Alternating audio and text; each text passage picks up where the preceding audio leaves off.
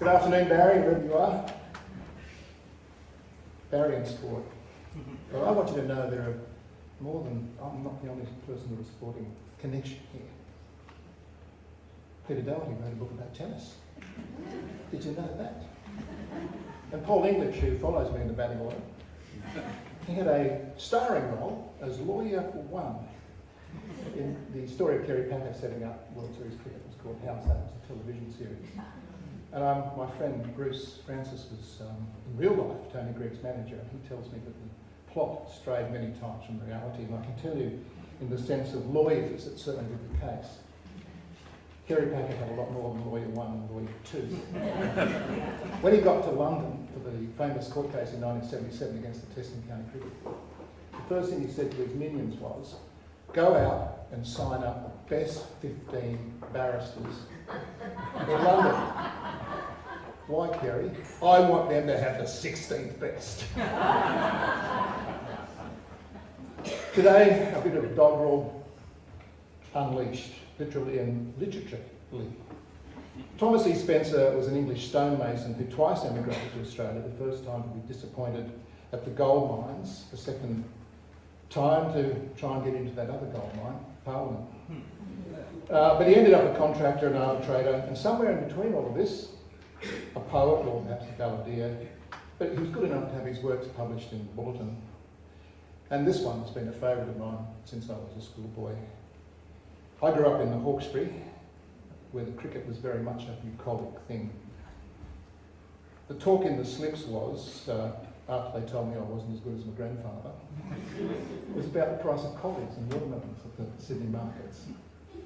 Cricket started in Australia almost the moment camp was struck in Sydney Cove, the Free Settlers playing the Royal Marines, and I just recently discovered I'm in fact a direct descendant of one of those Royal Marines, which royalty in my family.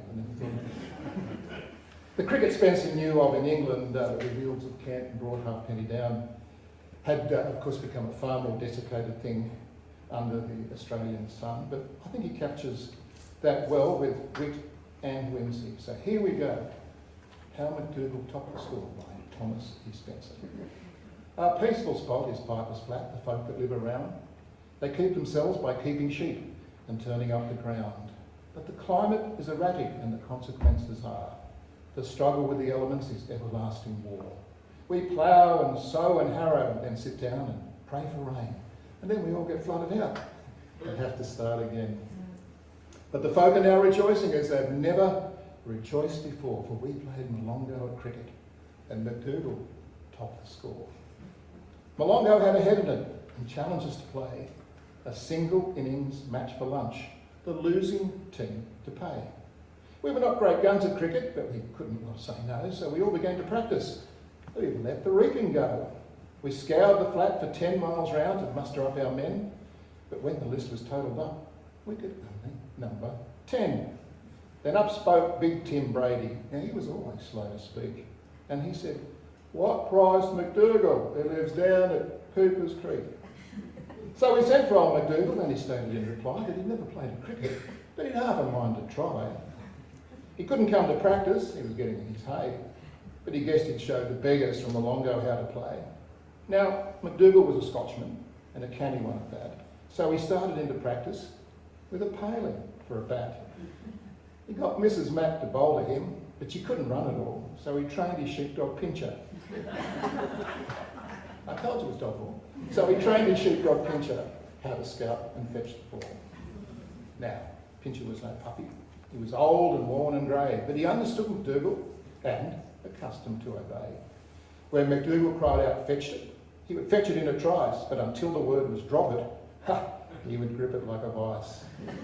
And each succeeding night they played until the light grew dim. Sometimes MacDougall struck the ball, sometimes the ball struck him. Each time he struck the ball would plough a furrow in the ground, and when he missed, the impetus would turn him 3 times round. The fatal day at last arrived, the day that was to see Molongo bite the dust or Piper's Flat knocked up a tree. Molongo's captain won the toss and sent his men to bat, and they gave some leather hunting to the men at Piper's Flat. When the ball sped where MacDougall stood, firm planted in his track, He shut his eyes and turned him round and stopped it with his back. The highest score was 22, the total 66. When Brady sent a Yorker down, it scattered Johnston's sticks. Then, Piper's Flat went into bat for glory and renown. But like the grass before the sun, our wickets tumbled down. 9 wickets down for 17, with 50 more to win. Our captain heaved a sigh and sent MacDougall in. £10 to 1, you'll lose it, cried a barracker from the town. But MacDougall said, I'll take it, Mon, and planted the money down. Then he girded up his moleskins in a self-reliant style, threw off his hat and boots, and he faced the bowler with a smile. He held the bat the wrong side out, and Johnson, with a grin, stepped lightly to the bowling crease and sent a wobbler in. MacDougall spooned it softly back, and Johnson waited there. But MacDougall, crying, fetch it, started running like a hare. Malongo shouted, victory! He's out as sure as eggs. Then Pincher started through the crowd and ran through Johnston's legs. He seized the ball like lightning, then he ran behind a log. But MacDougall kept on running while Malongo chased the dog. They chased him up, they chased him down, they chased him round, and then he darted through the slip rail as the scorer shouted, 10. MacDougall puffed, Malongo swore, excitement was intense. As the scorer marked down 20, Pincher cleared a barbed wire fence. Let us hit him, shrieked Malongo. Brain the mongrel with a bat! Run it out, good old MacDougall, yelled the men from Piper's Flat. And MacDougall kept on jogging, and then Pincher doubled back, and the scorer counted 40 as he raced across the track. MacDougall's legs were going fast. Malongo's breath was gone, but still Malongo chased the dog, and MacDougall struggled on.